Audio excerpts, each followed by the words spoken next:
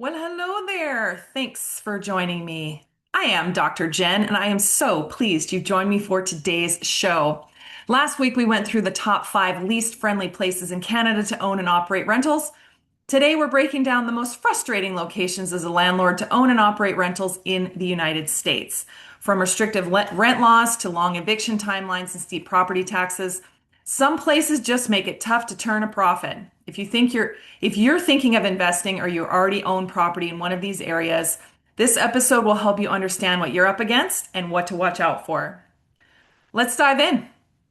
Okay, so first, let's define what we mean by landlord unfriendly. Generally, we're talking about places with policies that tilt in favor of tenants at nearly every step.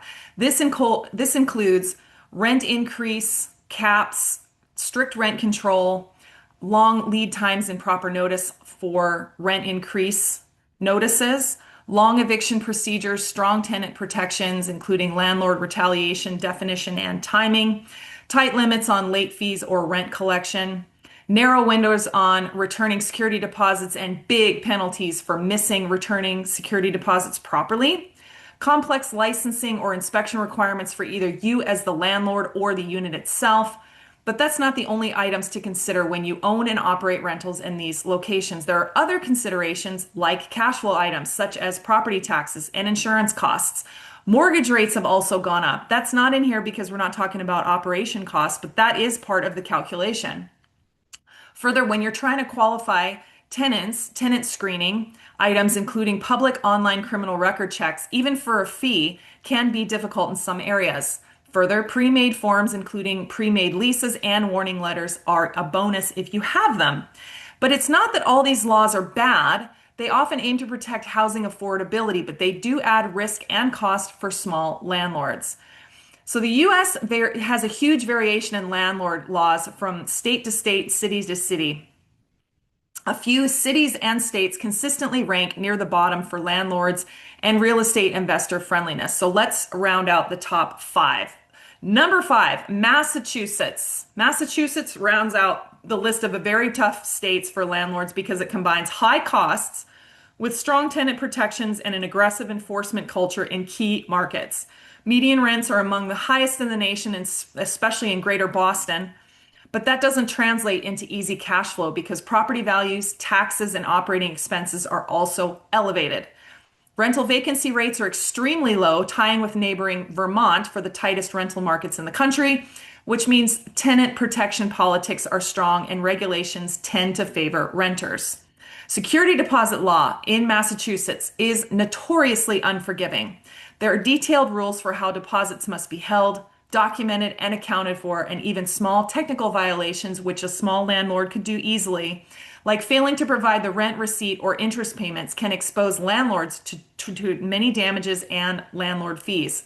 Penalties for not returning security deposit within 30 days is triple the amount. Holy man.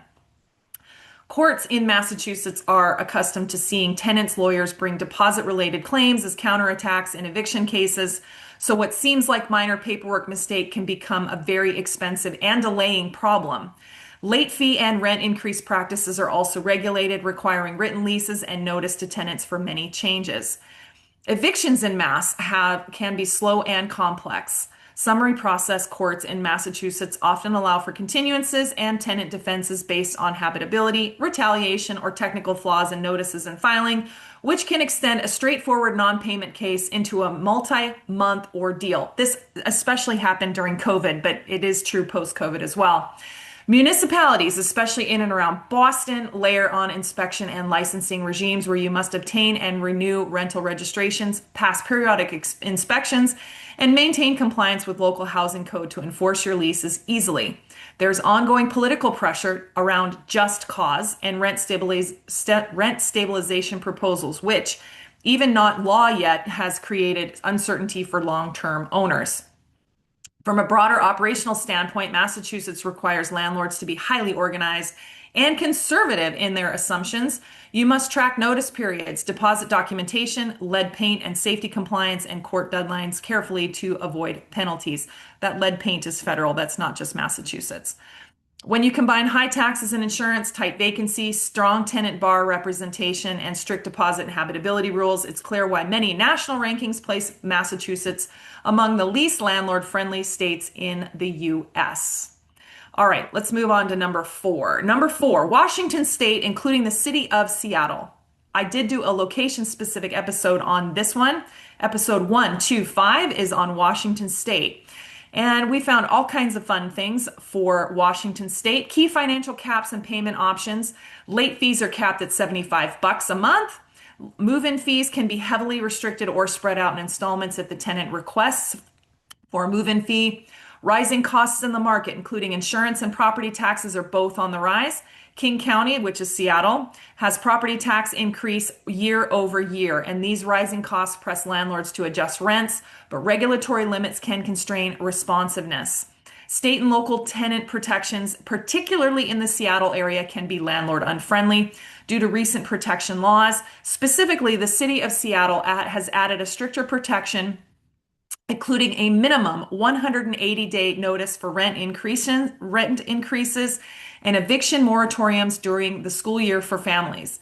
Now let's back it up a second. I typically do my rent increases that will start on January 1. This is typically in British Columbia, but I also do them in Hawaii. But January 1. Now that's a 90-day notice to rent increase, which means I go back 90 days, but then I actually add another 15 or 20 days to make sure everybody's been served properly within that time.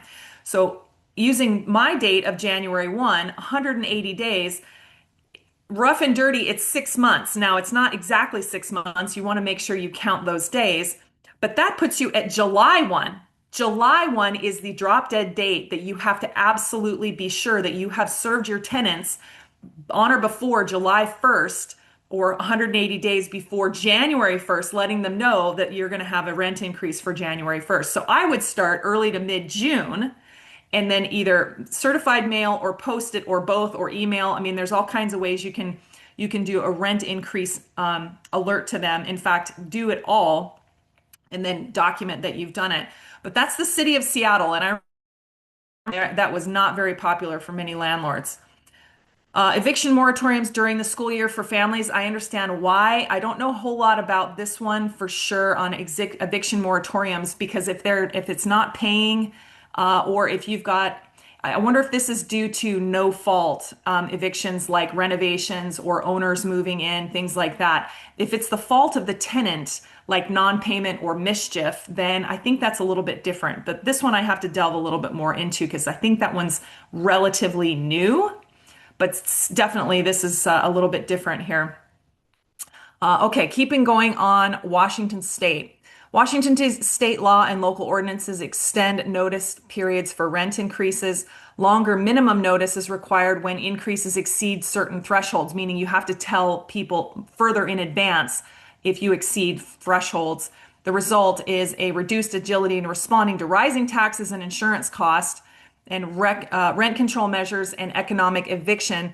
Some cities explore and enact rent stabilization or economic eviction protections. Large rent hikes can be scrutinized as de facto evictions, meaning making things unaffordable for people so they have to leave. Yikes. Just cause requirements in Washington State apply in more contexts. A statutory reason is often needed to end a tenancy.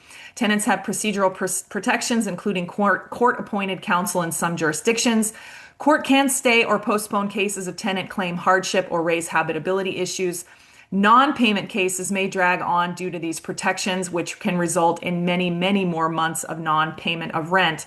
Anti-retaliation provisions in Washington State deter landlords from reacting to tenant complaints or code or rights groups. Yeah, it's kind of tough. Security deposit handling in Washington State is governed by detailed statutes, including disclosures, move-in condition checklist, timely itemization, return of remaining funds after move-out, and non-compliance can lead to statutory damages beyond the deposit amount. Many cities require rental or business license, periodic inspections, registration of rental units, and these add direct fees and enforcement risk. Okay, so we've got an example here. A landlord in King County, which is Seattle, faces rising taxes and insurance, pressing cost increases. And if you've got a habitual late payer, a 75 late fee cap, and move-in fee restrictions, limited cash flow options. You still have to give notice in King County, 180-day rent increase notice, plus potential just cause eviction hurdles for that location. Requirements for deposits with detailed disclosure and possible damage beyond deposit if mismanaged.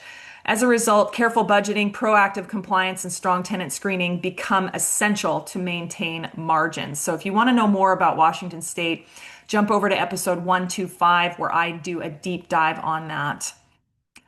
Okay, that was number four. Washington State was number four. Massachusetts was number five. Number three is Oregon.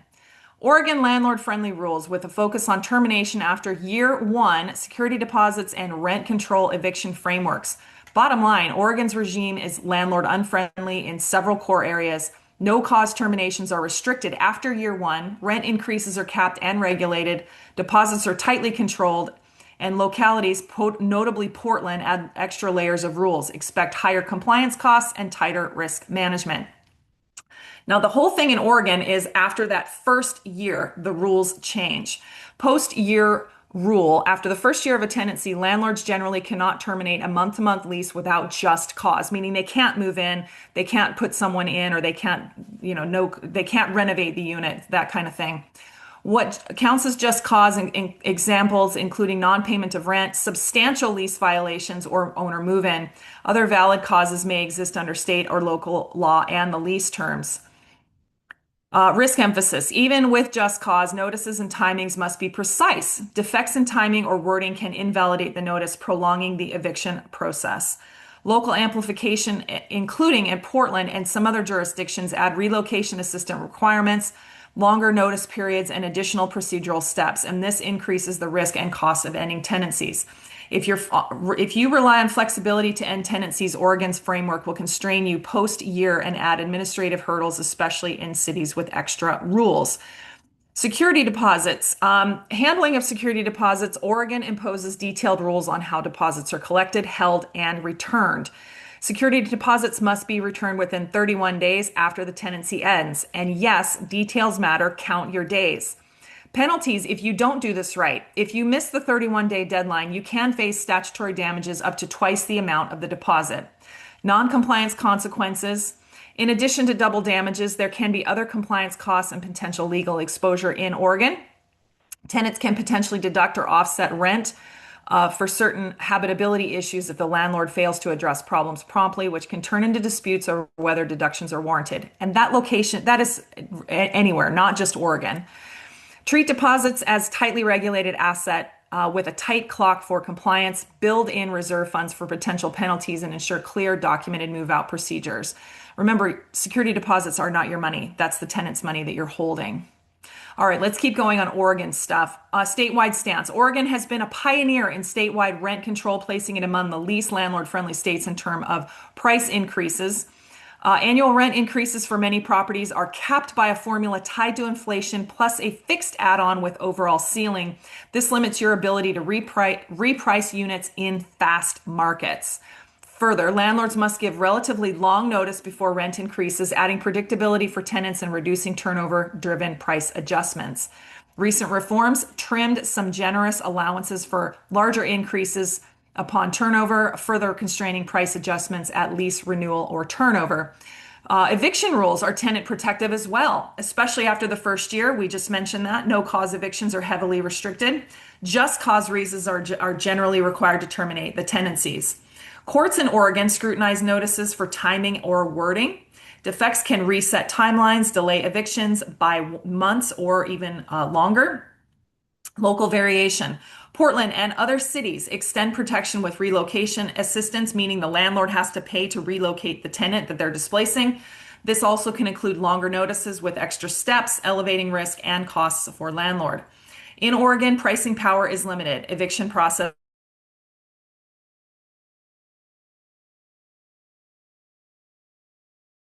flow cards correctly, screening your tenants properly, and making sure that you've got your details hammered down, and make sure you're watching the local tenancy laws in Oregon as well. Oh, let's see. Let's go on to the second location. So Massachusetts is 5. Washington State is 4. Oregon is 3. 2. Haha. New York State, especially New York City. If you want to know more about this location, jump over to episode 126, where I do a location specific dive on this location. But we're going to touch on it here because this is a doozy. Holy man. Rent stabilization in New York, New York State, and there are bits in New York City about this. In New York State, rent increases are tightly regulated by rent guidelines and local laws. Typical approved increases are modest, often in the 2 to 3% range. Rent control and rent stabilization apply to a large share of New York City units, with detailed provision on when and how rents can rise, how leases renew, and what counts as lawful grounds for eviction. Now, the Housing Stabilization and Tenant Protection Act of 2019 heightened what landlords can do to raise rents, especially at turnover or after improvement, altering many traditional owner strategies. New York City residential property taxes, however, are complex and can be high relative to assessed value in practice. Further, the property tax structure varies by district and building type and is influenced by valuation, exemption, and assessment practices. In addition to taxes in New York City, older buildings can carry higher costs for insurance, safety compliance, facade work, or energy performance requirements. That's becoming a big deal as energy efficient appliances. Evictions. All right, let's talk about evictions both in New York State and city. First, city. Evictions in New York City tend to be slow due to backlog courts and procedural complexity. Typical eviction timelines commonly stretch from several months to 4 to 8 months, or even over a year. I've seen a couple spots on Facebook where New York City landlords have been waiting for over a year, depending on notices, defense, local practices, and counter suits. Landlords must navigate strict notice requirements and procedural steps, and tenants may raise defenses under good cause, anti-retaliation rules, and pandemic era protections that have lingered in various forms. Most New York jurisdictions require security deposits to be returned promptly, with many statutes or local rules setting a 14-day window for return with an itemized deduction list. If a landlord misses the deadline or makes improper deductions, penalties and potential liability for the tenant's attorney's fees can apply. The combination of fast return requirements and detailed deduction rules raises risk for routine turnover. Yeah, this is interesting. Late fees, New York, are typically capped at either $50 or 5% of monthly rent, whichever is less. This cap helps protect tenants, but can constrain landlords' incentive or ability to enforce timely payments. For small to mid-sized owners, timely rent collection remains critical for covering mortgages, taxes, operating costs in a high-cost market. Why New York stands out for landlords? The 2019 Act and related regulations create a landscape that is highly tenant friendly in practice. Strong rent control, strong deposit and notice regimes, and lengthy eviction processes concentrate risk on landlords. High fixed costs, or what we think are fixed costs, including property taxes, insurance, safety, and compliance, combined with regulatory rigidity to elevate the ongoing cost of ownership. The New York is frequently cited as the most challenging for landlords while offering robust tenant protections. One other thing I want to bring up that was not brought up in the context here is I visited New York City very recently. And of course, I can't not look at the different ways that you've got brownstones and you've got high rises, and I just can't not look as a builder, as a contractor, and as a landlord. I always am looking at how things are set up and how well things are run. As we were walking by several apartment buildings in New York City, I noticed that they had these letters that were about one sheet in size, and they had, well, there were two that I saw that had a D on them. And they were similar to, like, you know how you go to a restaurant and they have the health inspection placard that says A or B in the window to let you know that it's safe to eat there? Well, this was sort of like that, but for apartments, for housing. And I went up and I looked at both of these because this happened twice and they were both the letter D. And I looked at this, I should have taken a photo of it, but I look at the D and it had a bunch of different violations that had occurred that were ongoing and in this building. And that was their current rating, was D. Now, that doesn't mean that all of the units were D, but it looked like in one unit there had been some water damage. There There had been some water damage, and so they were repairing the water damage. But until they did, there was a risk of mold, there was a risk of issues with multiple tenants, and so this downgraded their rating. And in the other building that was also a D, they had some kind of a infestation of either cockroaches or mice or something. Again, this is in the middle of winter. This isn't surprising to me. But I was shocked because I went, that's a reputational risk. When they do that kind of thing, that placard, if I'm a potential tenant and I walk by where I'm applying for housing and I walk up and I see this beautiful big building and I look at the amenities, and then all of a sudden I see this paper that says, D, this landlord has got issues with this and this and this. I was like, I was shocked going, you know what? That's a reputational risk. I've not seen that anywhere else. And I actively look for housing things like this because I'm a landlord nerd. I get it. But this is another thing for why New York, and specifically New York City, is not landlord friendly. This is a reputational risk. Okay. Uh, let's move on. So Massachusetts was number 5, Washington State was number 4, Oregon was number 3, number 2 was New York State and City, and the worst place to be a landlord at the moment is California. Now, I did do a location specific episode on this one, episode 127. So if you want a deep dive on California, go over there. Okay, if you're a landlord in California, you're navigating an unusually tenant-friendly environment. State rent caps, local add-ons, stricter eviction rules, security deposit limits, robust habitability requirements shape every decision you make. Think of it as regulated operating in a setting that emphasizes tenants' protections as a priority. Okay, but rent controls, AB 1482, and local overlays generally limits annual rent increases to roughly inflation plus a fixed margin with an overall cap for many multifamily buildings. And this constrains how quickly you can raise rents year to year. I know many of you out there are in the multifamily space or are trying to get in the multifamily space. Beware of the location and your assumptions of what you're doing. Just what I read here. You've got an overall cap to many multifamily buildings in California. So make sure you know local tenancy laws before you start your underwriting if you're in multifamily stuff.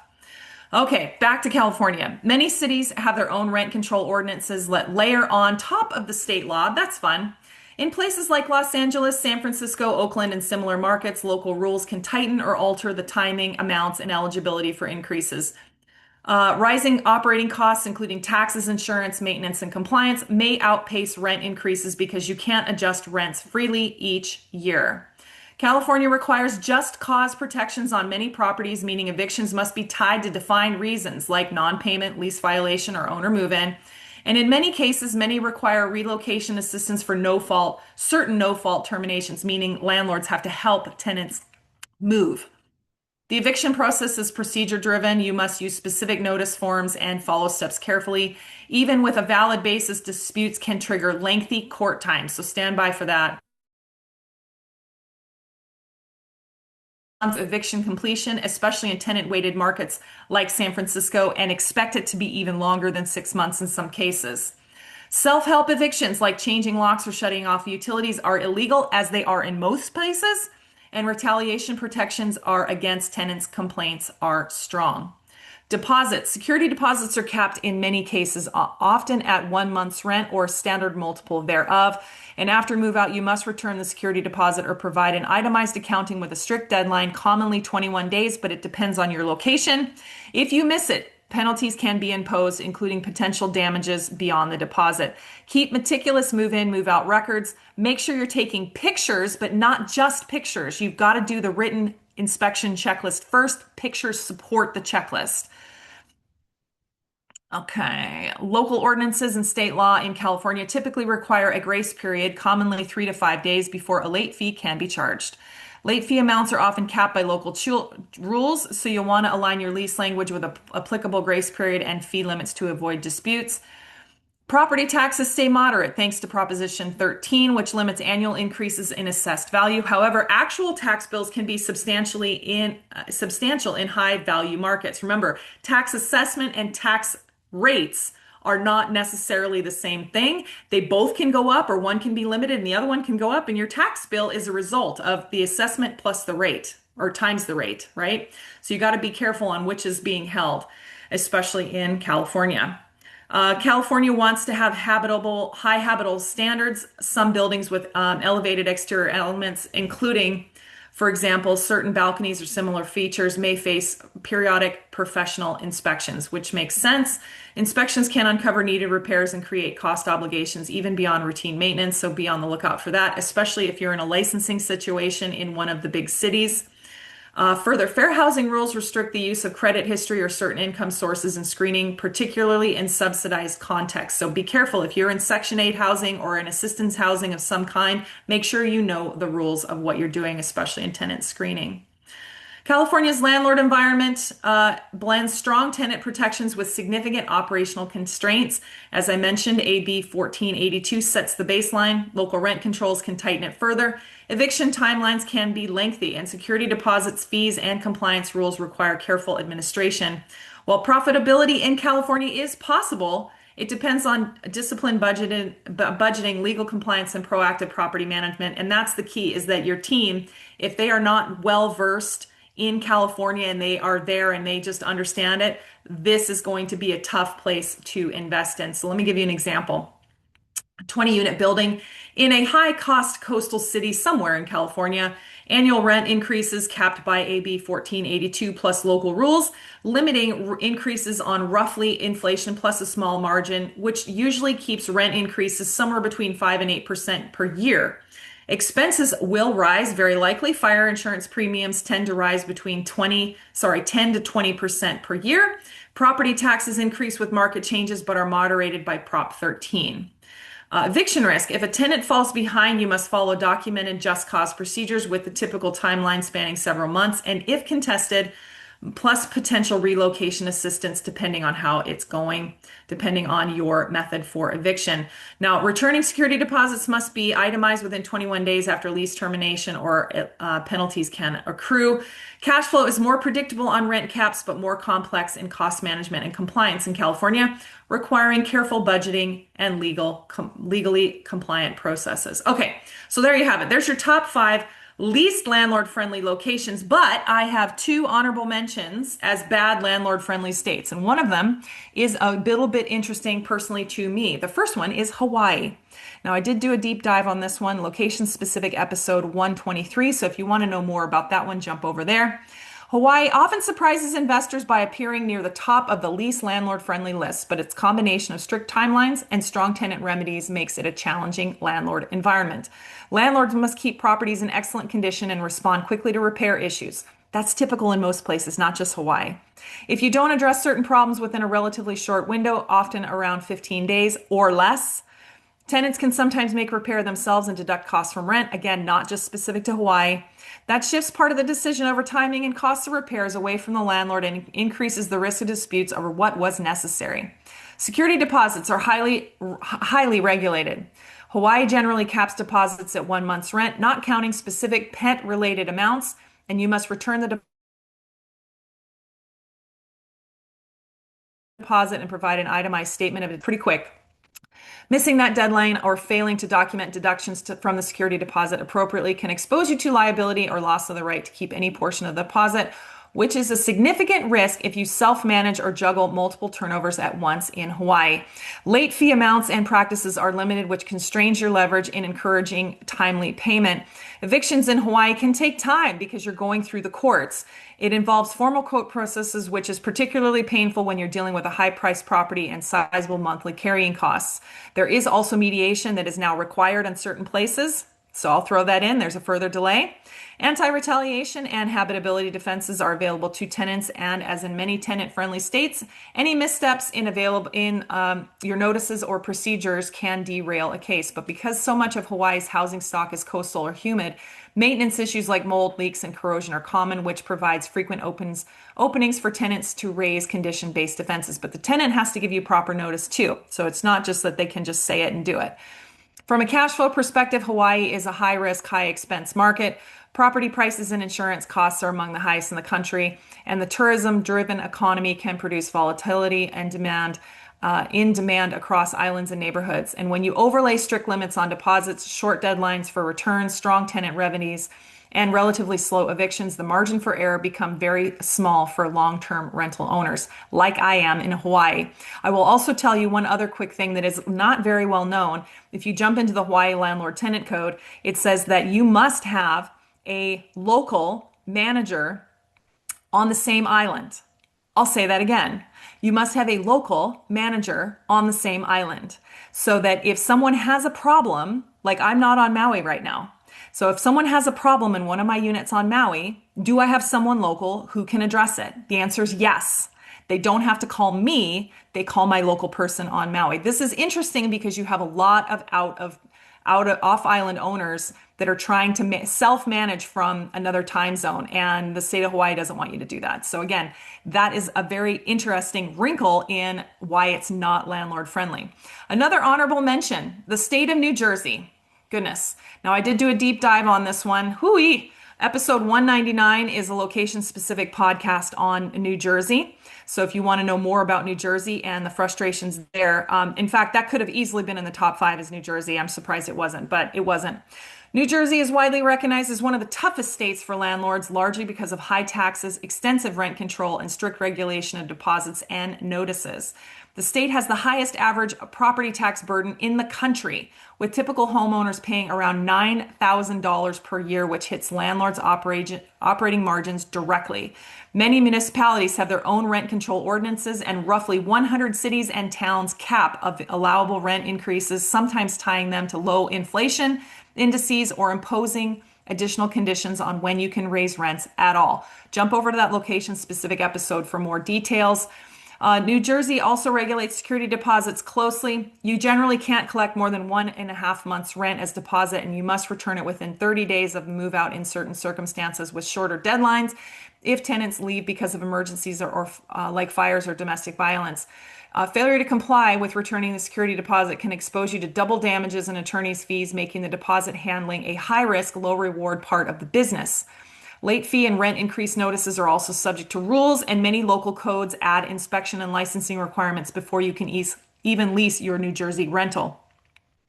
From a landlord's cash flow perspective, the challenges stack up quickly in New Jersey. High property taxes and insurance costs eat into net income, while rent control ordinances and good cause evictions protections limit your ability to adjust rents or remove persistent problematic tenants.